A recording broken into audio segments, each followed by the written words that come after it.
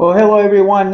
This is Christian Arce. Thank you for coming. And this is another episode of Real Estate Talk, where I talk to fellow Facebook friends in the real estate industry and the lending industry, just to kind of give you a different perspective of what's going on in the trenches right now, and share some, some positive tips and ideas and opinions just from real people in the industry, brokers, lenders, investors, and just people are out there every day grinding and pushing through these crises, and also to kind of encourage you and show you some how they're doing to stay on top of their business every day, right? So I'm really grateful to be here and be able to share this with everyone watching.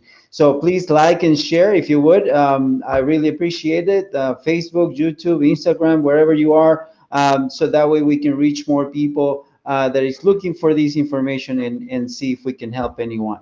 Now, I'm really excited today to have a friend of mine that I've known for some time. He's been in the real estate industry now for quite some time as well, and I'm going to let him to tell you about his story and everything. But I'm really proud of him because I've been able to see how he's been growing throughout the years, and really see everything that he's been doing. So without further ado, I'm going to bring him in. His name is Jose Leon. Give me 1 second, Jose. It's gonna come in just a second. There you are. What's up, Jose? Hey Christian, how are you? Good, and you, man? Good, good. How's the audio? Good? Can you hear me well? Yeah, I can hear you perfectly. How about you? Yeah, I'm good. You're good. Okay, Um, awesome, man. Thank you very much again for taking a little bit of the time to share this with me, and to kind of show people what's going on out there. I really got this idea from we know each other for quite some time, right? So obviously, that we went through the 2008 crash, and that was kind of what kind of gave me the idea this time around, right? Back then in 2008, obviously we didn't have a lot of the communication tools that we have today, and a lot of people were very lost on their way in real estate, right? So that you were in that industry. I know that we know a lot of friends that got out of the game at that time because of what happened, right? it was And at the rough. same time, it's because we didn't know what was going on. We didn't know what other realtors were doing, what other investors were doing, and that kind of give you kind of short in information at that time, right? So this time around, I was like, I'm going to talk to a few friends. They're actively now working in real estate. They're doing deals right now, so that way we can kind of show some of the people out there what you've been doing, how you've been able to stay active, and everything else, as same as other friends that are being able to put in. But quickly, just to get started, Jose, if you can share with everybody a little bit about you, what you're doing now, how you got started in real estate, how long ago you got started, and then and we'll start from that. Okay. So I started off in real estate, actually loan originating, and that's how I Mhm. kind of met you back in 2006, I believe it was, right? Right, So I've right, known right. you for 14 years now. It's a long Mm-hmm. time. So I mean, I was just a kid. I was barely legal enough to practice real estate back Right. then. And I mean, we did go through a lot together. Yeah. I was fortunate enough to meet a couple of great realtors, and they kind of showed me the way. I always Mm-hmm. knew, even when I was on the loan origination side, that I wanted to be an agent. It fits more with my personality. I'm more of a be out on the field type of guy than just sit Mm-hmm. in front of a computer all day. Right. The people that can sit at a computer all day, God bless you guys. Like you guys have what it takes to do that. We're good now. I personally knew from a very young age that that was not the type of job for me. But Right. again, I was fortunate enough to meet you. You taught me a lot of good things back then, and you still do. And you're right. We went through a recession. We went through a horrible recession, and Right. everything was we didn't know what to do. I mean, agents were going from making unlimited amounts of money back in the subprime market, and then we for 3 or 4 years, we went to just scraping enough money to get by and make minimum credit card payments. Right. We lost houses, cars, so it was really a rough time. But I do gotta say, I am fortunate enough to have gone through something like that because it Yeah. made me stronger and it made me smarter. Okay. Absolutely. The only thing that I do regret about those times, going back to the recession of 2008, is that I didn't stick in real estate, throughout those 3 or 4 really hard years. Right. Because real estate is always going to be here. It just gets modified. So the Right. people that had money then had great opportunities to pick up cash properties and Right. flip. The return rate on a flip was greater then than it is today. Right. Today, we have a lot of competition. It's harder to get great Papers. deals as it was Mhm. back then. I remember in 2012 picking properties up in Maywood for $25,000. Yeah. That was insane. Labor was also cheaper and material was cheaper. So I mean, there's always opportunity in real estate. You just have to know how to diversify and Right. how to look out for the next the next thing. For the last couple of years since 2013, I'm gonna say 12, 13, buyers and sellers, we've had an abundance of them. So Right. we have been blessed for these last Hmm. 7 years or so. But it's really what you're going to do with the money that you're earning. Because again, we go back to lessons learned.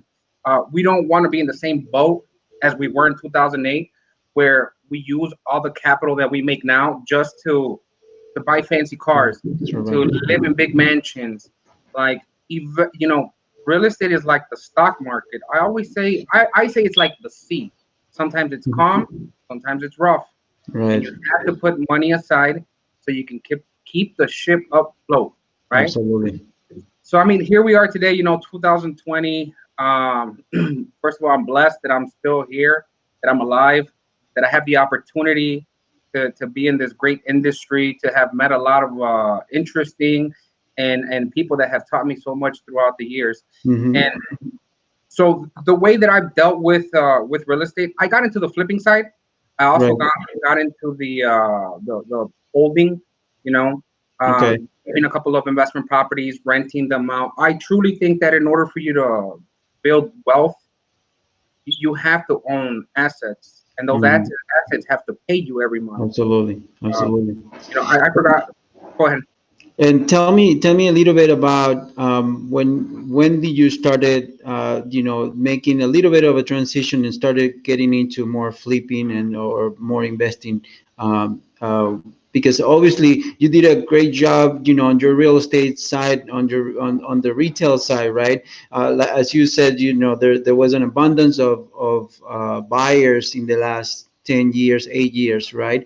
But at the same time, and not everybody took advantage of that abundance, or I wouldn't say take advantage, but not everybody was able to grab a good piece of that abundance as you were, right? So you lately, in the last few years, you were able to, you were nominated and you were actually got an award of being on the 1% for, the Chicago Realtors Association. So that means that you were able to grab a nice piece of the pie per se, right? So, and that is because you were doing a good job on the real estate, on the retail side, right? So what make you actually get into the investing side too? I know that you saw some of us obviously doing it, but at the same time, you were doing well on the retail side. So, what kind of make you decide to jump into some fix and flip? So I've always known that you should own assets, and properties Yeah. are a great source of generating income, right? Hmm. Every month you have enough assets, you can live off just your rentals. Yeah. So I always knew that. Actually, when I was 17, I read a book called Rich Dad Poor Dad, and that kind of changed the way I thought since day one. Mhm. I just didn't know how to do it. So I did learn along the way that when there's buyers and sellers, like, you take advantage of that. You Mhm. sacrifice. I Right. mean, you know this business. It's all about sacrifice. I don't think anyone's gonna come into this business and make a couple of $1 million in their first years as agents. That's a myth. That's Facebook BS. You know, Right. it's it's really not like that. This business does require a lot of sacrifice and time. Hmm. You're gonna sacrifice your family, your friends. I mean, it totally turns you into a different person. But going back to your question, as soon as I was able to, I worked really hard. As soon as I had enough to do my first purchase, which was a two Hmm. unit, and then obviously you have to go through the motions of then becoming a developer or a rehabber, right? Because Hmm. you have to master your craft. So you have to be an agent long enough until you learn how to be one of the best at it, and then you can integrate people into your team, as far as a unlicensed assistant that can take care of all your paperwork, Right. or maybe even bringing somebody in, if you have enough business to keep other people busy. Hmm. I'm really not a team person. I like to have control of my, the transactions, the clients, the people that I work with. But I think that one of my secrets was having that unlicensed assistant helping me out very early at the stage of my career. And as soon as I was able to, I saved enough money. As soon as I was able to purchase my first one, and then I have to learn and master that craft of being a flipper. And Right. that started happening in about 2013. And I mean, once I get going in something and I truly believe in it, I mean, there's no stopping. I truly believe that you never truly lose. You gain experience. So even if on your first one you don't make what you think you're gonna make, you learn a lot of experience, and that even makes you a better agent. Right, absolutely.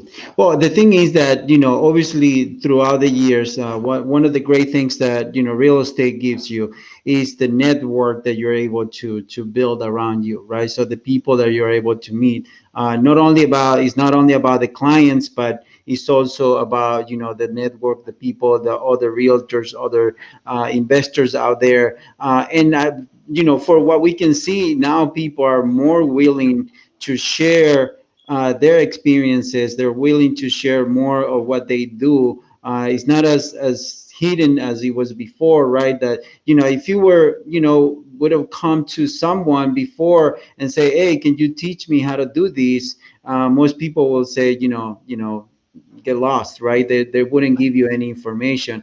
Now you see an abundance of people out there that are willing to share that information. The same thing that we're doing now, right now, right? So we're sharing your experience, your story, that we don't know who might help, right? So it's someone out there that is probably looking to start doing the same thing that you're doing, the same things that we have done already, and they don't know where to start, right? And that's the idea of this talk, is to kind of get some people some inspiration on how to get started. And yes, obviously that allows you to get that network set up around you that will allow you to one day get started on that, right? So and that's what you've been able to accomplish, right? Definitely. I think I have surrounded myself with the right people.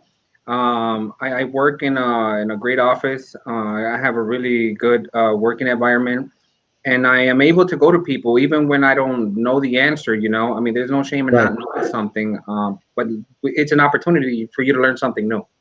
Well, absolutely. That's the idea. To having that support allows you to do more things, right? And at the same time, real estate is something that you can stay only with one thing. You can depend only on one side of the income, right? So you want to have a couple of different income sources, right? One can be rentals, which a lot of people think that rentals, they're scared of it, right? Because they don't want to deal with it. They don't want to Evict yeah. Right. people, It's deal with not. It's not tenants. all. Right. It's not all nice and pink. We know that, right? So it's not all nice and pink. The same thing with fix and flips, right? The way that they put it, they put it on TV, that is so easy, and that there's no problems. No single deal, in at least in my case, none of my deals are being able to go smoothly and the way that I want him to go. Do you know what I mean? So there's always go side for one side or the other, and obviously that's one of the things that you have to learn on how to manage those deals, right? And on top of managing your own life and your own career and a lot of other things, right? Uh, And the people around you, right? that's where the word sacrifice comes in. Like how bad do you want it? Like Right. you have to make a lot of sacrifices.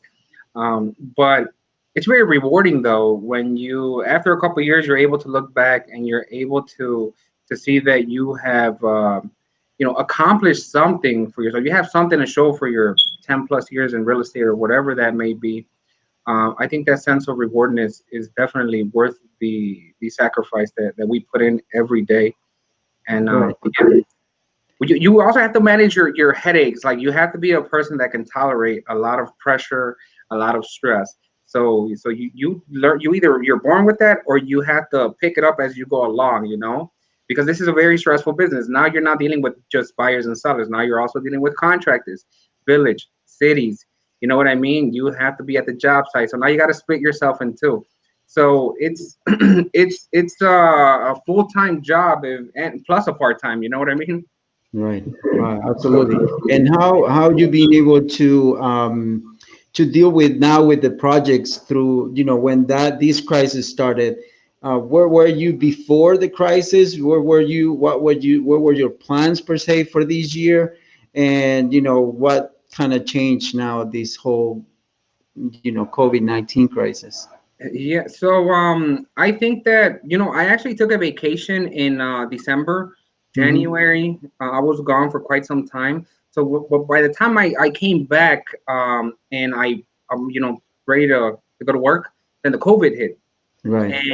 and it was scary because we didn't know how bad it was going to get, how Right. contagious it was. I mean, can we bring it home? Can we get someone sick at our home, at our house, because we're part of the essential group. Right. Right. Right. So I definitely cut down on some showings, on some activity in real estate, Hmm. just to keep myself healthy, my family healthy, um, and um, and I just have to learn how to. We have to learn how to navigate, How to and adapt. and that comes back to a secret that if I may share with you and everyone that's watching, Hmm. like learn to live with, learn to. We don't need a lot to live, like No. we don't need a lot of bills. It's nice to have nice cars, expensive things, and all that, but that comes with its own headache. And because I was able to keep you know my living expense low, I mean I can take a couple of months, I can take a couple of Hmm. months without earning the same Right. amount of income. And like you said, we need a couple of sources of income, and one of them is, if we can't work with buyers and sellers at this very moment because of COVID, then we can go over to the flips and learn some stuff there, Hmm. and work with contractors and stay more on top of them. um, but I do have to say though, I have not seen a decline in buyers. In the act. Right. They are out there. We have listed properties and multiple offers, tons of showings. I'm actually really really surprised. Um, I know that the unemployment rate is probably at its highest that it's ever been, and I think they were talking about like 25% of the workforce is not working at the time, Hmm. but we still have 75% of the workforce working, employed. And anyone that's willing to go out today to look at a property during this COVID crisis is a serious buyer. Right. Absolutely. Well, right. Because on top of that, they're kind of risking themselves on whatever, right? So, but again, yeah, I mean, this is a little bit a different crisis than what we went through on '08, right? So the '08 was actually a real estate crisis. This is a different thing. Obviously, is going to affect real estate. We don't know yet what the aftermath is going to be, right? So we don't know whether this is now going to blow over and we're going to continue as normal.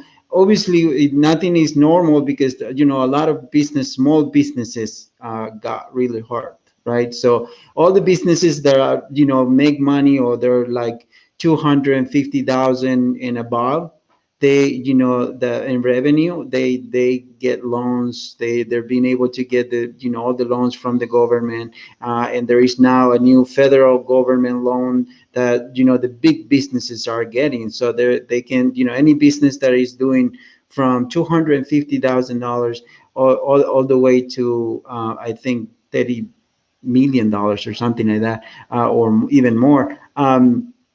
Those are getting loans, and they're going to get loans from the feds, right? So but the small business, anybody that is doing less than 250, right, the small mom and pop businesses, are those are the ones that really got hurt, and they continue to not be able sometimes to get, a lot of funding for them.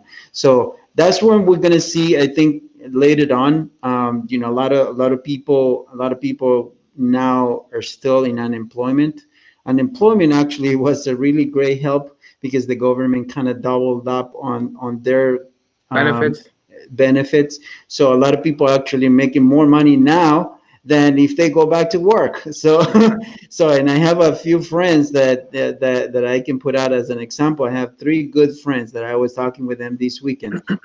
They're all making more money now every week than if they go back to work, okay, with Wow. unemployment. So which is kind of weird, right? It's kind of rare. And then obviously the government help with the mortgages, right? So the with forbearance help that they're getting, that they kind of stop, which that didn't happen in '08, right? In '08 was like, nope, nobody's You're on getting your own. help. You're on your own. Pay if you can, pay if you don't, and that's the foreclosure started like right there, right? Yeah. So but this time around they're kind of pushing the can down the road.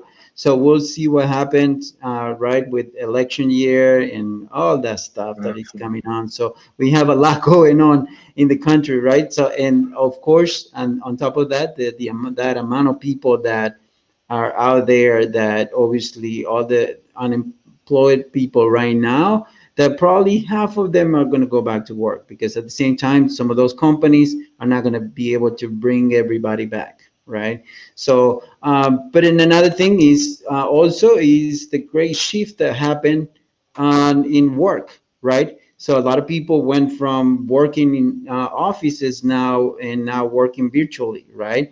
Yeah. And companies trying to save money that way too. I heard about, a lot of mortgaging companies too, that are giving their employees the chance to just start working from home, and not coming back to the office. And they're doing it mainly for the mortgage companies to save money on the rents. So, the commercial side is also going to get hurt a little bit. They're already, I think, at a 13, almost 15% vacancy on commercial side. But either way, so there is a lot of things that are, kind of being pushed for a later time. So we'll see something later. But at the same time, this is just collateral per se, right? Collateral damage from the other industries, because this is not a real estate crisis, right? So, but Right. at the same time, it's affecting people. I think that we're going to have some foreclosures, not as many as before, but we're going to have more foreclosures. That's going to increase, and I think the value of the homes also, I mean, they should decrease a little bit, probably, I think. I don't know. Obviously, it depends, area by area, right? Definitely. I do think that the appraisers are being more conservative though with the values. Absolutely. Yeah, They absolutely. are. But But but the thing is that, buyers, I don't know if that's what you've seen in the last few years. Buyers got a lot more picky than before, right? yeah, yeah. Would you say it's a buyer's market or a seller's market right now, Christian? Well, he's right there in the middle, I would say. I don't know. I wouldn't go for either side, because like you said, the buyers out there, they're actually looking for it. They're serious buyer, right? So so the people that were maybe thinking about getting into that, they're not doing anything right now. So right. So, and the sellers, depending on the area too, right? That we, I was on the selling side, right? So I had a lot of property. You're also a seller, because you have your flips that you need to sell as well. So in my side, for the last 2 years, were already seeing a slowdown in the for the sellers, right? And the prices were coming down, even more so in the luxury market, right? In our Yeah. side, but But everything that is on the affordable pricing, it was really strong. Like, 300,000, 250 and out, and 350, that area was, still going pretty strong and even lower. So the affordable side was a lot more stronger than the luxury side, right? Than the jumbos, right? The Right. jumbos are struggling.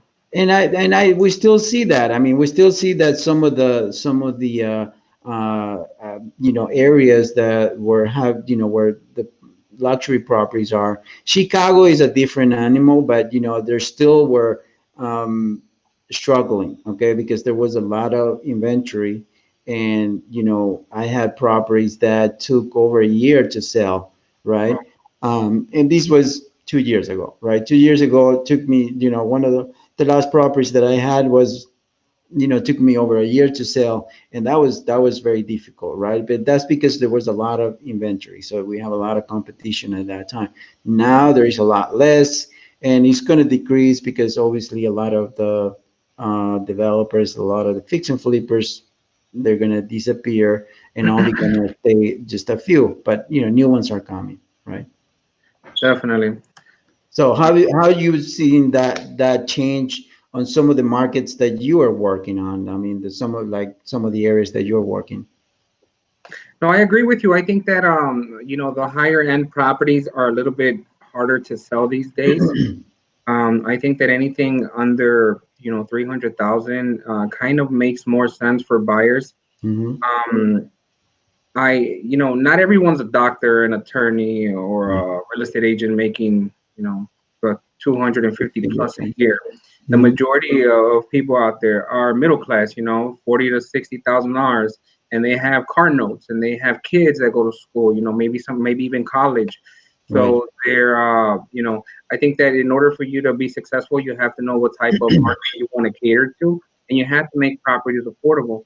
The other problem that I see is the property taxes. I mean, we live in a state where they never have enough money to pay for anything, and homeowners always have to take that property tax hit. I mean, a couple of years ago was the water, now property tax, and Chicago has always been affordable as far as property taxes. And I mean, we're gonna get up there with the suburbs. We're gonna get up there with the Ciceros and the Berwins, where we're paying $6,000-7,000 for a single family home, and so these are a lot of things that we have to be on the lookout for. And I even encourage, and actually I have to follow my own advice, and like we have to be part of the board, but like the board that's making legislation, making Yeah. passing legislation for realtors, because there's a couple of changes that are happening in our industry that are going to hurt us in the future. Right. I think Redfin Corporation is taking a step where they're pretty much going to make us like Uber drivers. I mean, that's their goal. They want to just have something where they can control us, the kind of the same like what happened with the taxi industry, Airbnb with the hotel industry. So I definitely think that we have to be always ready, and we Yeah. always have to have different types of sources of income, because we never know, how we're going to get hit. We have a lot of hits coming from everywhere. We have hits Mhm. coming from property taxes, water bills, you know, uh, permit applications are going up, supply is going up for the rehabbers, materials. That's what I meant by supply. And now we have big corporations coming after the business. And then it was Well, my I mean, understanding. sorry to cut you off. I mean, the thing is that, yes, I mean, on that same side, I mean, we have Zillow that when it was started selling properties, they stopped now, but they were selling properties from their own leads, and imagine that those were the leads that you guys were getting too. Yeah, definitely. I definitely think that we need a stronger leadership in our board.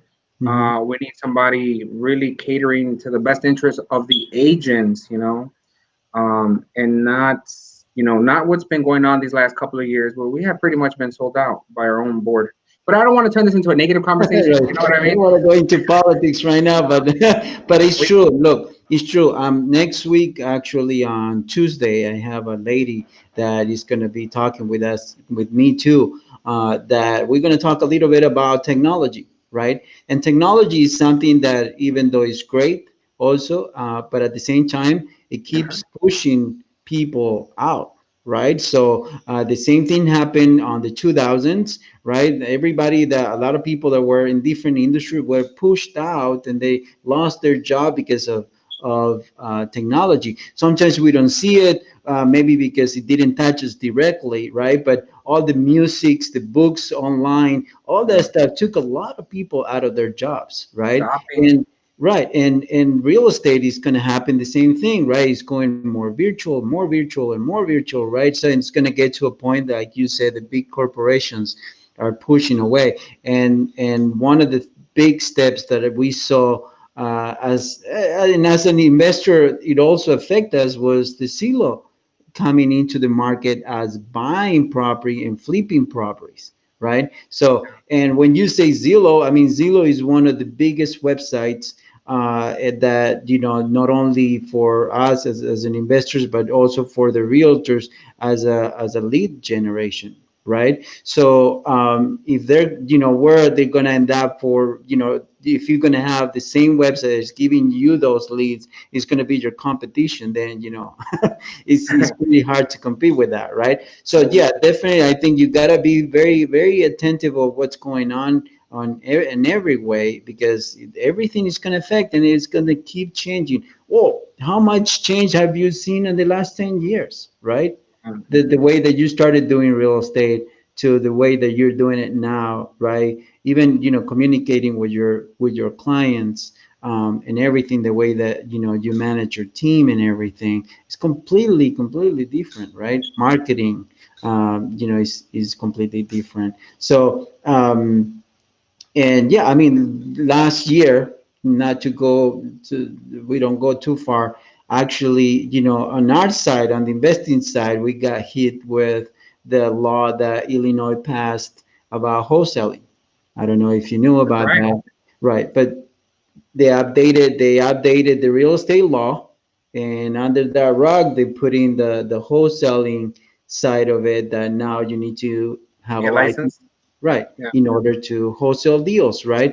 And we were doing that for years and years, right? And that even before I knew about wholesaling, there were other people's doing it for many years, and now they came out saying, oh, now we no longer think that it's okay, right, doing it without a license. Yeah.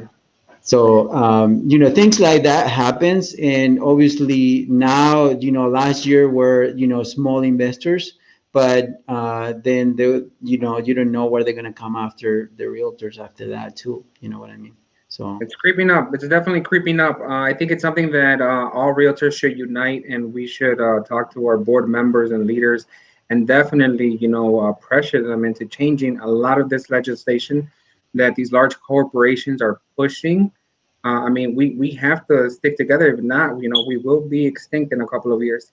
But um, you know, as far as like changing the subject a little bit, just as far as like the COVID thing going around and stuff like that, like this is a mhm. perfect time, and the best way to fight against these large corporations is call your clients. I mean, we have something they don't. We have past clients. We build relationships. They trust us. We've guided lots of them to home ownership or a pretty successful sale of a property, Mhm. and we just have to stay in touch, take this time that a lot of us are at home working from home to just call them and say hi, and just stay on top of anything else that we may be able to help them with. I mean, it could be a conversation as far as taxes, that you apply for a homeowner's exemption. I saw that you Mhm. don't have one. It's a pretty simple process. So I think that if we are effective in that way, utilizing our time and really just having that one-on-one with our clients, I mean, it's one way of fighting off these corporations. They don't have that. We do. We have relationships with people.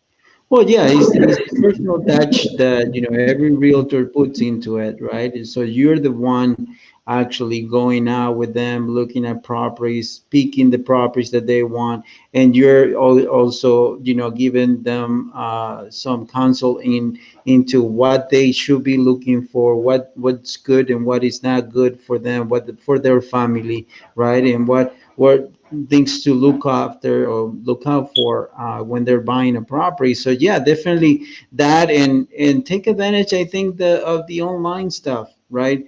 You know, Yeah. now it's, you know, a lot of people, everybody's online, everybody has a phone here in the US, right? So even, you know, even you know, Facebook is not always, not only for young people anymore only, right? So it's, I'm sure you've seen that Facebook has aged with us, right? So so now we're older and we're still here, we're still on Facebook, we're still doing more stuff. So the same, that same generation, that same your generation is there and is following you.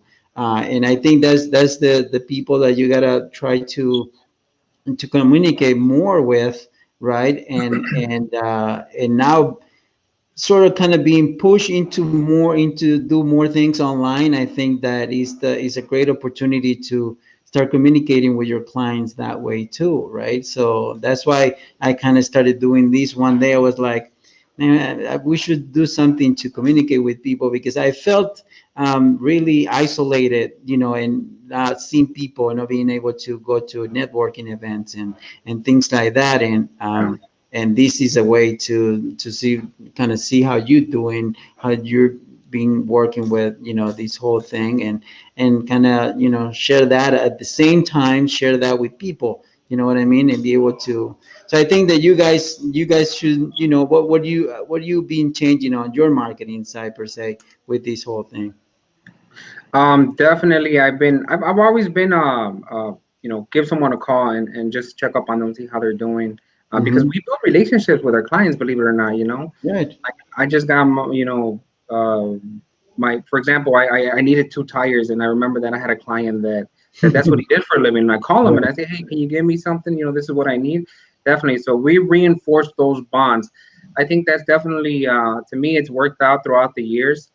And who doesn't want to be, you include them in your life also, because you help them sell or buy, and then you're also using their services.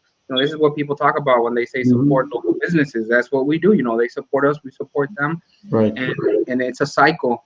As far as Facebook, I'm not too big into Facebook. I'm just I'm so busy, and I'm sure I should be, to be honest with you. I think that that's something I need to work on. But the only thing I use Facebook for is pretty much Messenger, just because I see Right. clients there, and it's easier to type on a laptop than it is on a phone when you're sending, Right. instead of sending a text message, I send a message through Messenger.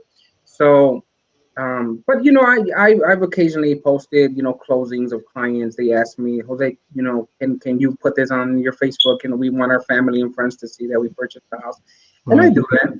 And 9 out of 10 times people rather be than not.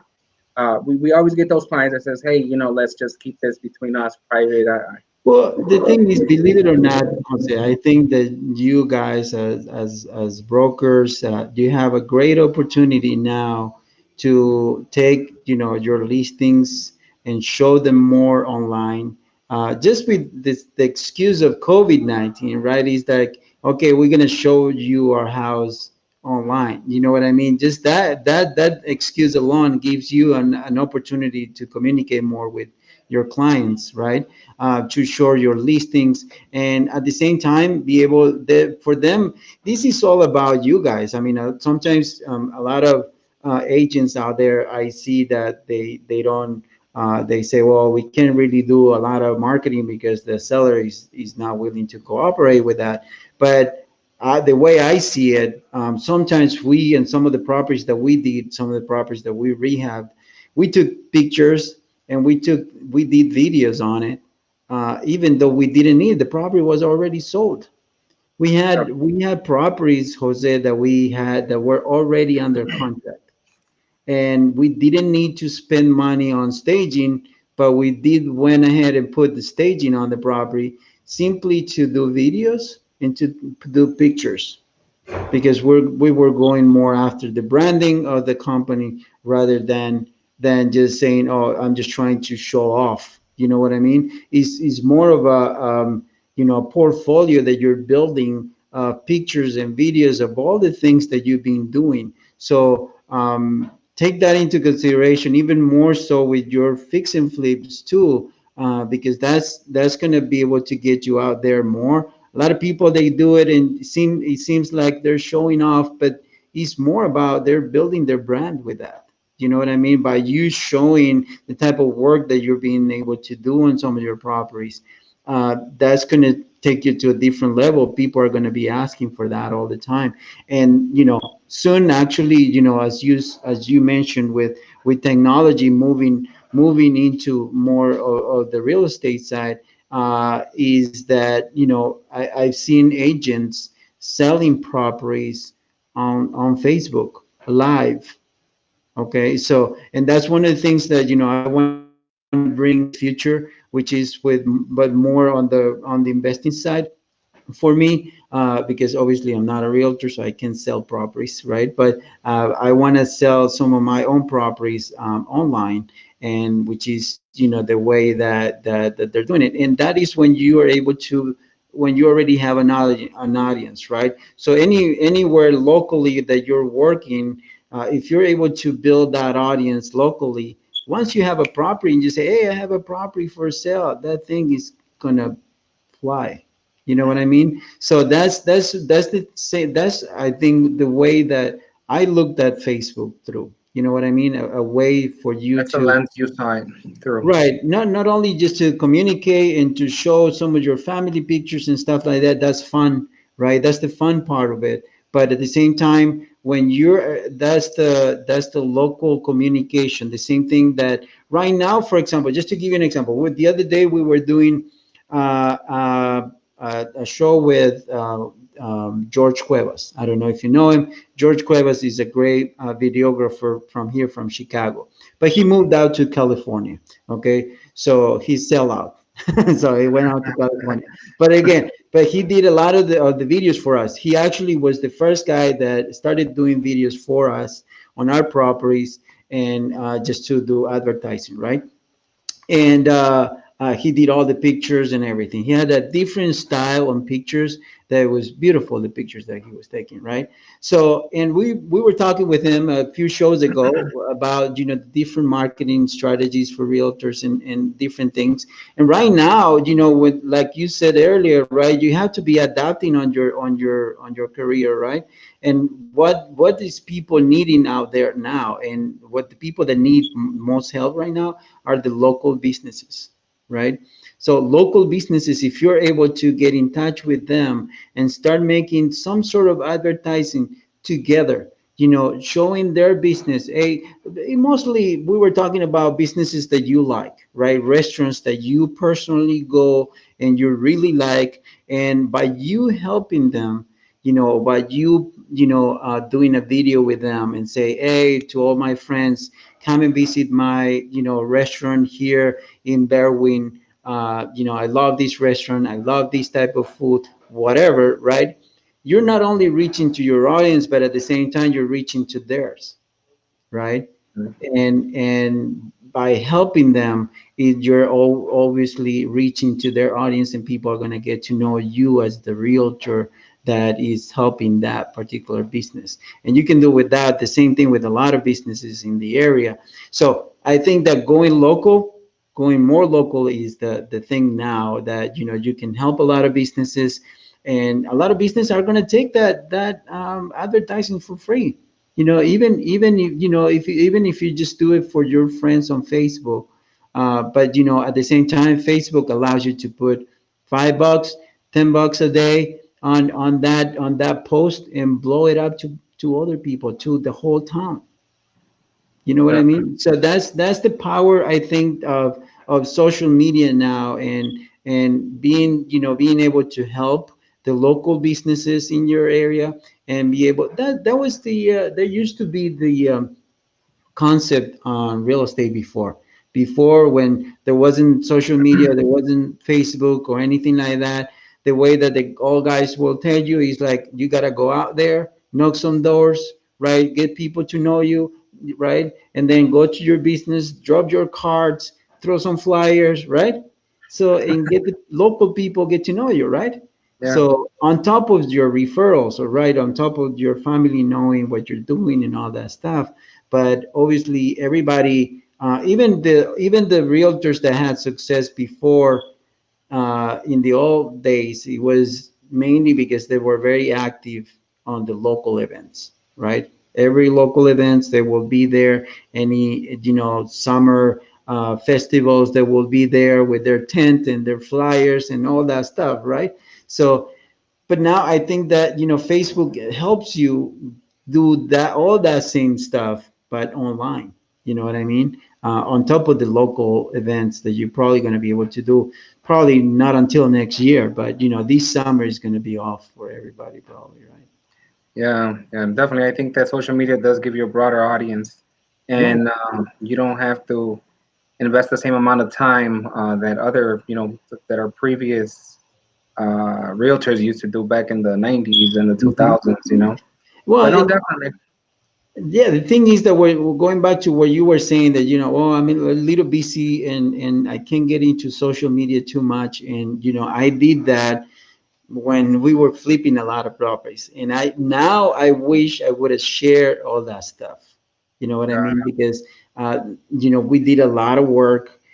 We did it, made a lot of nice things, and we made a lot of mistakes. Okay, a lot of f ups out there, right? Too. So we weren't but I wish I would have shown a lot of those properties that we did. I was able to show kind of the last ones that we were doing, the the more luxury ones, but we did a lot of small properties that we did really nice work, and I think it would have helped selling those properties quicker, even quicker too. So Right. No, I appreciate the advice, Christian. You know that you have always I've always listened to what you have to say because you're a smart guy. I thank you. always No, say thank you. that. But they, no, the thing is that I really want you to take advantage of that because you're doing good work. Okay, you're doing great work, and with your fix and flips, take advantage of that because he's not only just to show off, but he's going to help you sell the properties, and he's going to build your personal brand. Okay, Pen, just think about that. A lot of people, they tend to try to think hard about what the company name I'm going to put in anything like that, and I think is you, that company is you. So it's your name, you're the one behind it. So I think that you should be the brand, not a XYZ name. You know what I mean? You're right. So, so show off the stuff that you're doing, man. Tell me a little bit about the areas that you're working in with right now. Where are you working on fix and flips?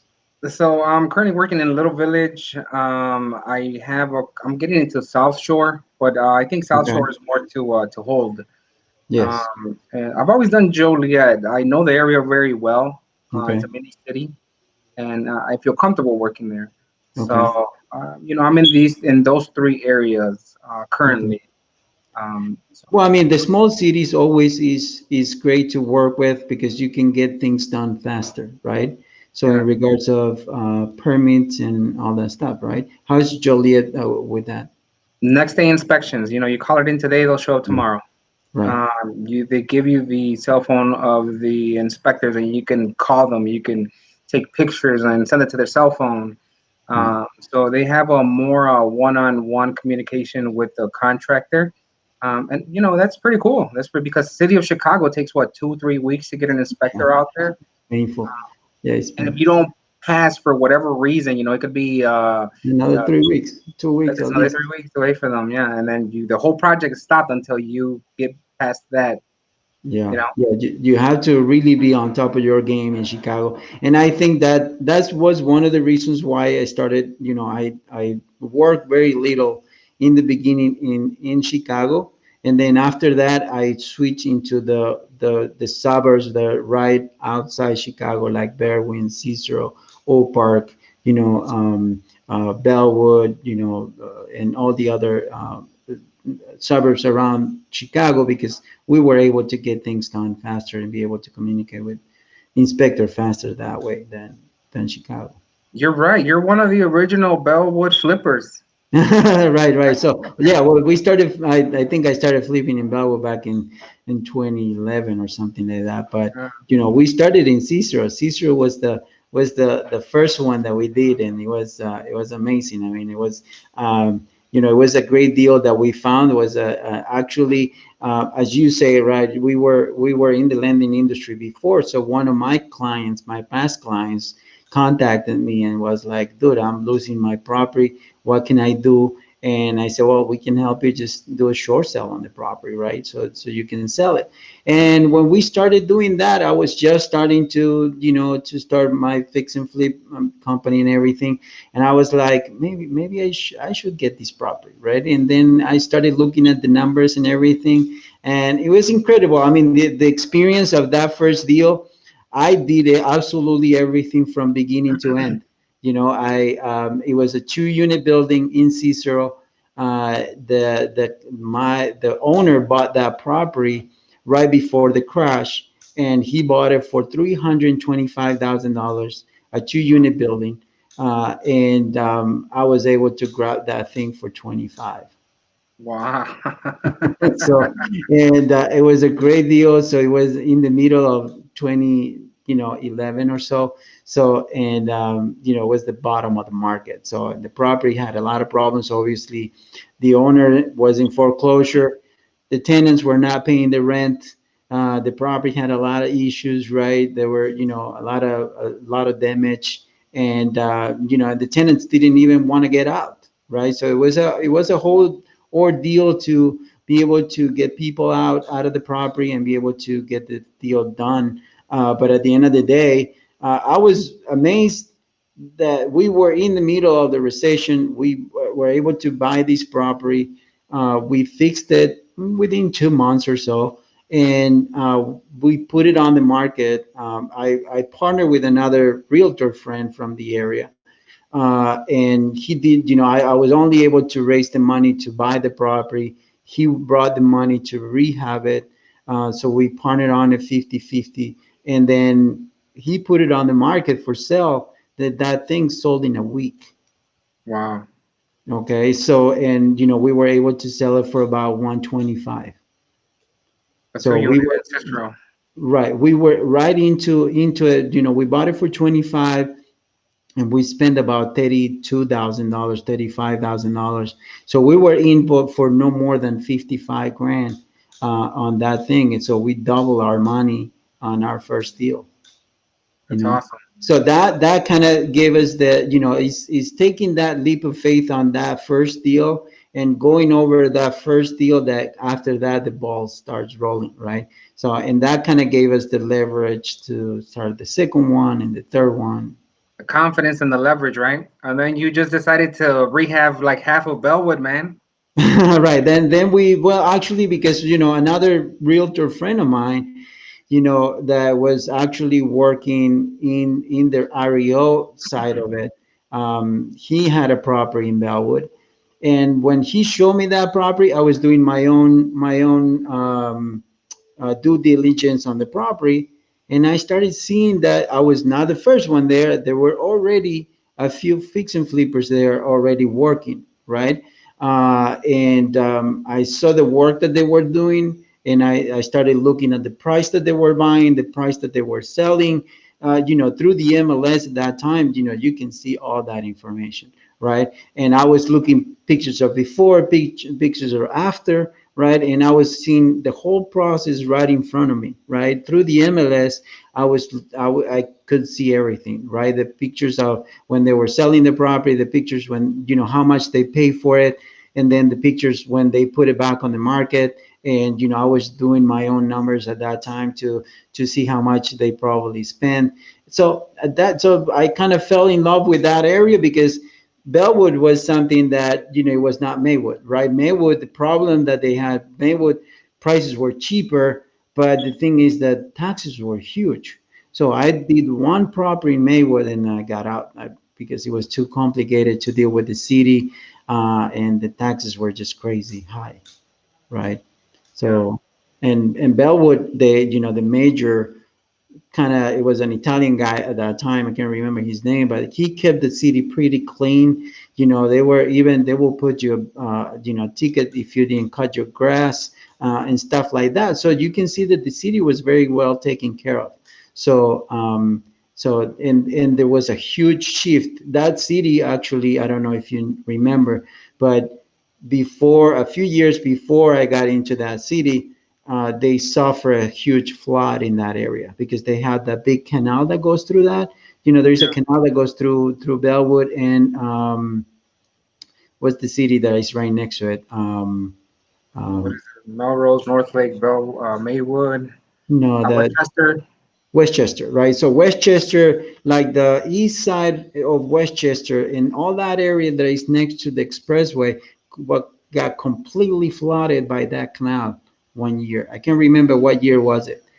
So they had a huge half of the city of Bellwood was, uh, messed up. The properties were messed up by water, and we saw a lot of properties damaged by water. A lot of, I have some pictures that I gotta share some of that stuff because we were going inside that stuff and it was pretty ugly how the properties were Yeah. like mold from bottom all the way up, right? And paint peeling all over the place, and it was pretty bad. So that's how we were able to get those properties really a really good price, and that's what we started to do. That concept of buying for 50, fixing for another 40 or 50, and selling for 150, 160, right?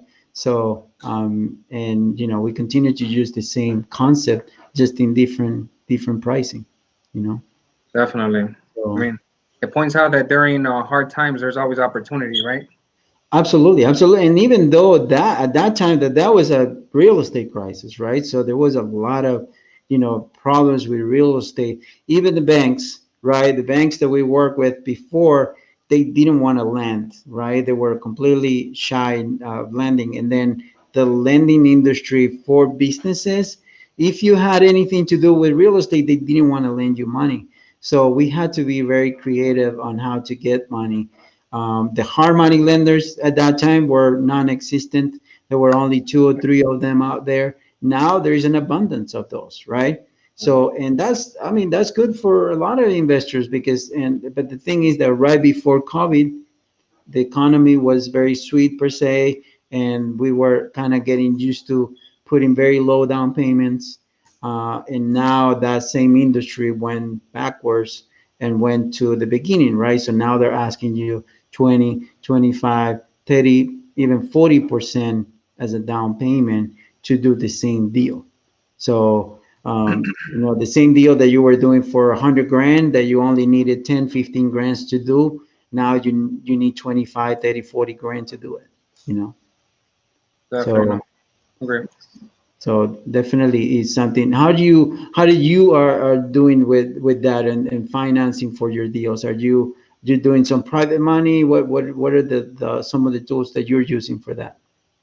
So I actually just had my first experience with wholesalers. I'm not wholesalers. Hard money lenders last year. Okay. Okay, Okay. it was the first one I ever did with one. I mean, it's not a bad thing. Obviously, the rate is a little bit high. They're going to charge you anywhere from 2 to 4 points. The rate is going to be anywhere from 9 to 12% Hmm. annually. After 6 months, then you start accruing more interest and penalties. Uh, but I took a little bit longer than expected because I was working on other stuff that I had Hmm. going on. But I mean, I was still profitable. I mean, I think that if someone gave you, if someone gave you $100,000 and you were going to make 200 with those 100, and they required 30,000 to lend you the money, you're still making 70. Of course. So I mean, it's not a. I'm not against them. Obviously, try to use them as less as possible because this is cutting into your profits. But I also understand that it's very hard to grab all the money at once. Uh, what I was doing before this is I was working really hard, and with the commissions I was earning, I was able to do Hmm. the flips. But there comes a time where you have to stop work. You can't work as hard because you have to, show up to the flips on a daily basis or maybe just 3 times a week, depending on how it's going. And also, family. When the summer's here, we want to be out more. We want to be in the office less. So, I mean, ideally, that's the way I initially started. Just With doing your own a lot of money. commissions with my own money. I mean, eventually I would shake up my mom every now and then, for a small gain. Right. Uh, but uh, but if there's a will, there's a way. Absolutely. There's no shame on how you do it. There's no wrong way on how. Well, actually, there's no right way on how to do it as long as you're profitable. No, no, no, no. You know? Yeah, the idea is just to get started and find a way to do it for you. For us at that time, right, and after '08, we went through a lot of stuff, right? So I didn't have the money to do it either. You know what I Yeah, mean? So I had to, I dig until I find the way to do the first deal. And like I said, that first deal launches to do the second one and the third one and all that stuff. And again, I didn't use hard money lenders or anything like that for a little bit of a time, until I think after the fifth or sixth deal that I did, because back then they wanted you to have experience in order for you to get some of those loans, right? So yeah. if you didn't have the experience, they didn't want to lend you. So we had to put a couple of deals under our belt before we were able to get access to that money. But at the same time, it helps you kind of being creative to the next deals and kind of being able to manage your money. That's another thing. You have to learn a lot of things, and one of them is managing people, managing the property, managing the project, managing money, right? And when you have loans, managing loans too. I mean, it's just crazy because any of those things that you lose the leash on and any of that stuff, and it can go sideways, right, really quick. It So comes back to bite you. absolutely, absolutely. So and even so, more the contractors, right? Have you been able to get a good team on that too, for contractors that you can rely on? I've had my share of everything, but Mhm. along the way, I've learned to, or actually, contractors have gained my trust, and I have gained theirs. Where Right. we have a good group of people that we work with, and Mm-hmm. you end up weeding out the bad ones. So absolutely. And at the end of the day, it's their loss because you can keep them busy year round. So if they don't stay true to their word or they don't do a good job at it, then you have to do what you have to do, and you have to look for people that can actually live up to the word and your expectations. Right. Absolutely. Absolutely. Well, Jose, I don't want to take any more of your time. I know you're a busy guy, so I really, really appreciate you coming on, man, and sharing. We're going to try to do it again so we can share some more with people. But before we go, why don't you tell people some of the areas that you work, how you can help people finding their homes, and I'm going to put actually, if you want to give out your information, I'm going to put out I have a slide with your phone number and your Facebook. But if you want to give out your information, so if people want to get in touch with you for selling or buying properties. Definitely. If anybody needs to get a hold of me, they can call me at 708-825-4514, or 708-710-8755. I work, my office is located in Berwyn, but I have experience, pretty much anywhere in the state of Chicagoland area, I should say, right? I've never sold a house in Oswego, or Peoria, but I have experience with all the suburbs, Bellwood, Maywood, Berwyn, Cicero, all that good stuff. So definitely, I mean, if anybody needs to get a hold of me, Christian's gonna post my information up there. I'll be happy to guide you and help anyone navigate through the process of purchasing or selling. Um, Absolutely. And for, real estate investors out there, you always, one of the things that we do also is to build our team of people that we want to work with. So you want to work with realtors that are actually investing, that realtors that are actually flipping properties. When you're flipping a property, you want to work with someone that understands what are you actually trying to accomplish. So obviously Jose is one of them, and I think it's a great tool a great person to get in contact with and be able to get some of that stuff accomplished, right? yeah, thank you for All that, right. Christian. All right, awesome, man. Thank you very much. I really appreciate it, and I'll talk to you soon. Okay. Okay, have a Thank great you. day. You too, man. Bye. Bye. So, all right. So that was Jose Leon, everyone. So thank you for sharing. I'm gonna put his information now here, so that way you can get in touch with him too. And we're gonna give you a word of our sponsors too. So Jose Leon, this I believe this is his phone office, but here's his Facebook too. Feel free, like he said, one of the best things tools that he uses to communicate with people is through Messenger. So if you want to get in touch with them, again, real estate investors, if you're looking for a realtor that understands what you are trying to accomplish, you need to work with realtors that are actually flipping properties too. Realtors that are holding, that are investing. Okay, so when you're working, when you're building your team, if you want to know, if you want to know if that's a good team member for you or not, just simply do asking this question: are you doing it right? Are you investing, or are you flipping? If you're looking to flip, hey, are you flipping your own homes? Yes or not? That's all you need to know. Hey, if you're doing rentals, hey, do you have your own rentals? Yes or not? Okay, because that's the type of person that you want to build a relationship to build your fix and flip or your rental portfolio. Okay, so and now I'm going to give you a word of our sponsors. Our sponsors today was National Corporate Credit. National Corporate Credit is a company that I'm affiliated with, and what we do here is actually help real estate investors raise funds for their deals. Okay, so if you're a real estate investor or you're looking to get into real estate investing and you're looking for money to buy the properties, to rehab properties for rentals, Airbnbs, anything, even auctions, or even or if you're buying notes, or deeds, any of that stuff, and you need actual cash to do it, we can help you raise some of that money. Okay, if you need some of that stuff, definitely give us a call, 847-220-7247, or go to getunsecuredcredit.com, and really watch how you can get out to 250 grand in funding in 7 to 14 days. Business lines of credit up to $150,000. Unsecured, you can get it also in anywhere from 7 to 14 days. Or unsecured cash. Unsecured cash is the great tool to use in combination with your private money, your hard money loans. Okay, so if you want more information, definitely give us a call, 847-220-7247, or getunsecuredcredit.com. Again, and if you want to get in touch with me personally, actually, you can get in touch with me through my social media.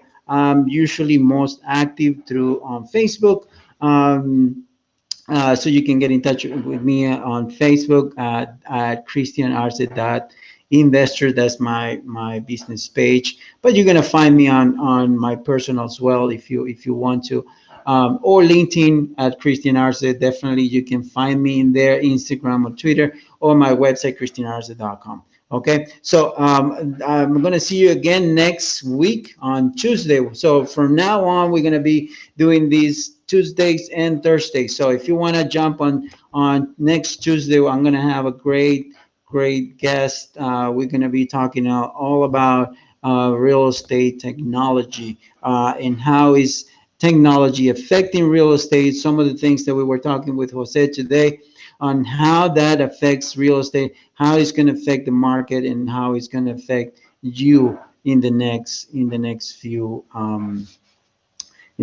years. Okay, because things are changing rapidly. All right, so again, thank you very much for joining. If you like, please share, like, and share on Facebook, YouTube, and Instagram, so we can reach out to more people. Thank you very much, and I'll see you next week. Thank you, everyone.